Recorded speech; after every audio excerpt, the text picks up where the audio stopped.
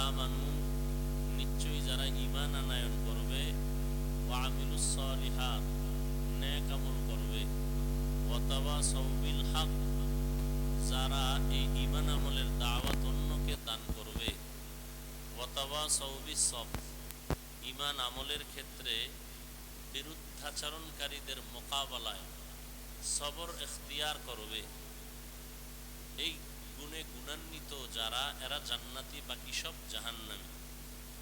নবীজি বলেন, কুল্লু উম্মতি ইয়াদখুলুনাল জান্নাতা ইল্লা মান আবা, সমস্ত উম্মত জান্নাতি, যারা আমি মুহাম্মদকে অস্বীকার করে, মানে না, তারা জাহান্নামী।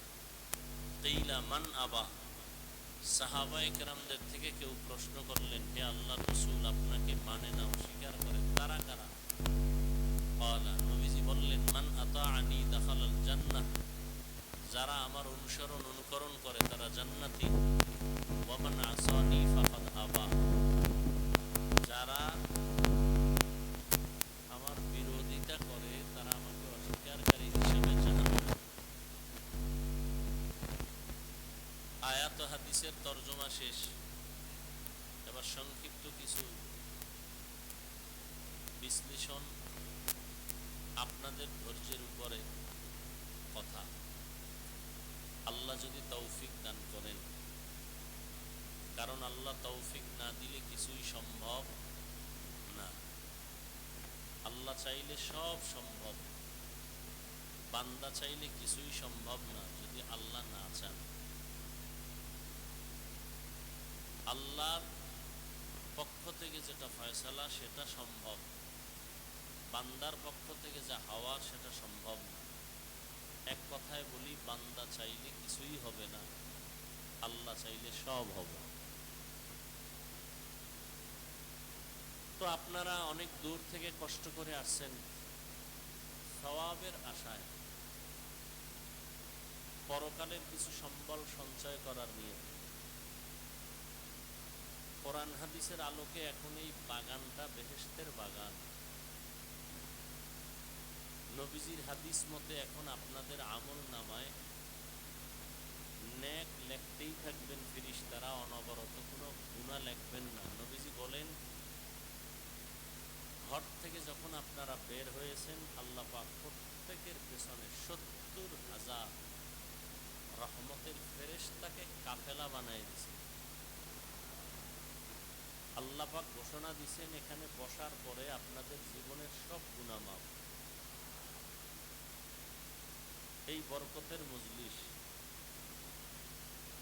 আমি আপনাদের সামনে কোরআন হাদিসের আলোকে কিছু কথা বলবো।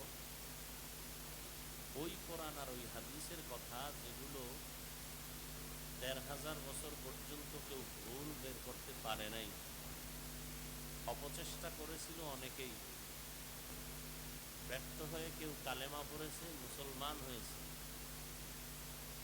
সেই সত্য কোরআন, সেই রসুলের সত্য বাণী।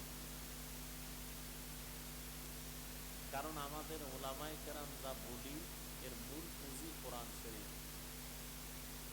আল্লাহ যে একজন আছে তার দলিল কোরআন, কিয়ামত হবে তার দলিল কোরআন, জান্নাত জাহান্নাম আছে এর দলিল কোরআন। কোরআন এমন একটা গ্রন্থ, এমন একটা সংবিধান যার কোনো সংশোধনী নেই। দুনিয়ার মানুষের বানানো সংবিধানের সংশোধনী আছে, আল্লাহর কোরআনের কোনো সংশোধনী নেই। কিয়ামত পর্যন্ত কোরআনের সমস্ত বিধান, সমস্ত আইন সচল, কোনো অচল নেই। পৃথিবীর কোনো কিতাবে নির্ভুল চ্যালেঞ্জ নাই। এমনকি আল্লাহ যে কিতাব দিয়েছেন, তাওরাত, জবুর, ইনজিল সহ, কোনো কিতাবে আল্লাহ নির্ভুলের চ্যালেঞ্জ দেননি। কোরআন শরীফ আল্লাহ চ্যালেঞ্জ দিয়েছেন। দুনিয়ার কোনো কিতাব সংরক্ষণের গ্যারান্টি কারো দেওয়ার ক্ষমতা নেই। আল্লাহ নিজের দেওয়া কিতাবও হেফাজতের গ্যারান্টি দেন নাই, কিন্তু কোরআনকে দিয়েছেন। আল্লাহ নিজ কুদরতি জিম্মায় কোরআন হেফাজত করবেন। কিভাবে করবেন সেটা আল্লাহ ভালো জানেন। ১৫০০ বছর থেকে আজ পর্যন্ত কোরআন আছে না নেই? কিয়ামত পর্যন্ত থাকবে। আল্লাহ রাখবেন, হেফাজত করবেন, সেই কোরআনের কিছু কথা। তবে এই কোরআনের কথা তো কেউ শেষ করতে পারে নাই, পারবেও না। এক একটা অংশ নিয়ে আলোচনা করলে অনেক সময় চলে যায়, ধৈর্যের বাঁধ ছিঁড়ে যায়। আল্লাহ শেষ পর্যন্ত দোয়া করে যাওয়ার তৌফিক দান করে। এত সুন্দর একটা পবিত্র মজলিসে যারা বসতে পেরেছেন, এটা আল্লাহ পাকের বড় দয়া এবং নেয়ামত। চাইলেই বসা যায় না। অনেকে আসার নিয়ত করেছিলেন কিন্তু আসতে পারেননি। যদি জরুরি কোনো কারণেই আসতে না পারেন, আর সেই কারণটা মানবিক হয়, শরিয়াত সম্মত হয়, তাহলে না আসলেও আল্লাহ তাদেরকে সওয়াব দান করবেন।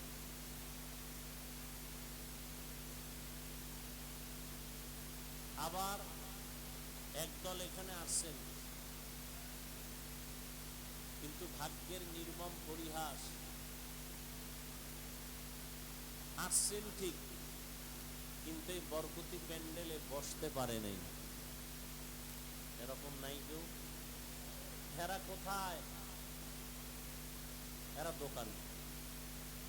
এরা কোথায়? দোকানে গল্প গুজবে লিপ্ত। কেউ বা অনেক জায়গায় আমরা শুনি মহিলা প্যান্ডেল তাওয়াফ করে। মহিলা প্যান্ডেল তাওয়াফ করে। একটু আগেই কিন্তু আমি বলেছি, বান্দা চাইলে কিছুই হয় না, আল্লাহ চাইলে সব হয়। এর নাম কফাল। নবী কলিজা দিয়া চাইছেন আবু জাহাল কালেমাওয়ালা হয়ে যায়। নবী অন্তর দিয়া প্রাণপণে প্রচেষ্টা চালাইছেন চাচা আবু তালিব কালেমাওয়ালা হয়ে যায়। আল্লাহ আয়াত নাজিল করে বললেন, ইন্নাকা লা তাহদি মান আহবাবতা ওয়ালাকিন্নাল্লাহা ইয়াহদি মান ইয়াশা। আল্লাহ চান নাই। নবী হাজারো চেষ্টা করেছেন, আবু জাহালের কপালে কালেমা আসে নাই। চাচা আবু তালিব কালেমাওয়ালা হতে পারে নাই। নবী চাচা আবু লাহাব কালেমাওয়ালা হতে পারে নাই।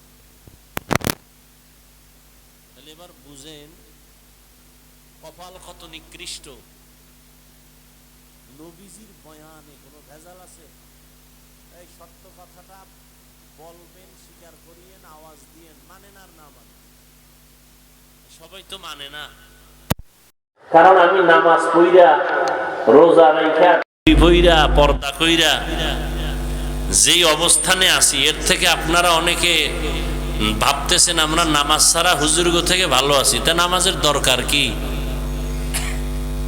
আর অনেকে তো আপনারা আমাদেরকে বোকাও মনে করেন যে হুজুরেরা আসলেই বোকা। আসলেই আমরা বোকা, সত্যি। আমরা যদি বোকা না হইতাম, যেই পরিমাণ আমাদের গালাগালি করেন, কই আমরা তো গালির জবাব দেই না, দেখলে হাসি মুখে সালাম দেই। বোকা না হইলে কি এটা হইতো?